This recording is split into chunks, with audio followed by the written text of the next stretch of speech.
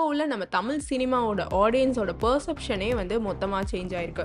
So ஃபர்ஸ்ட்லாம் இது வந்து எங்கள் டிஸ்ட்ரிக்ட் மூவி, இது வந்து அதர் ஸ்டேட் மூவி அப்படின்னு டிவைட் பண்ணிட்டு இருந்தாங்க. ஆனால் இப்போலாம் கண்டென்ட் ஸ்ட்ராங்காக இருந்தாலுமே கூட ஸோ லாங்குவேஜ் பேரியர் இல்லாமல் எல்லா மூவிஸுமே வந்து பார்க்க ஸ்டார்ட் பண்ணிட்டாங்க. ஸோ இந்த மாதிரியான மூவிஸ் பற்றி தான் இப்போ நம்ம பார்க்க போகிறோம்.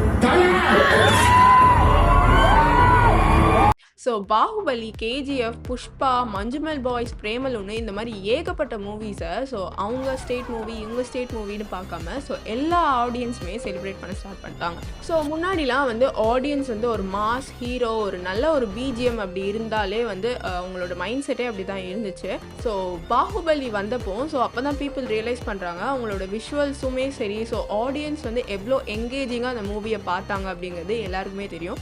ஸோ மூவி வந்த உடனே என்னதான் இருந்தாலும் ஒரு மிக்சடான ரெஸ்பான்ஸ் இருந்தாலுமே அது கொஞ்ச நாளுக்கு அப்புறம் ஸோ அது வந்து ஒரு கல் கிளாசிக்கான மூவி அப்படின்னே சொல்லலாம். நெக்ஸ்ட்டு வந்து கேஜிஎஃப் அண்ட் புஷ்பா.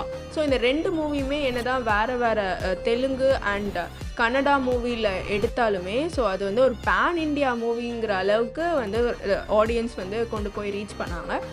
ஸோ இதில் என்னென்னா ஒரு ஆடியன்ஸ்க்கு அவங்களோட கேரக்டரோட ஈஸியாக கனெக்ட் ஆனாலே மூவி வந்து வேறு மாதிரி போகும்.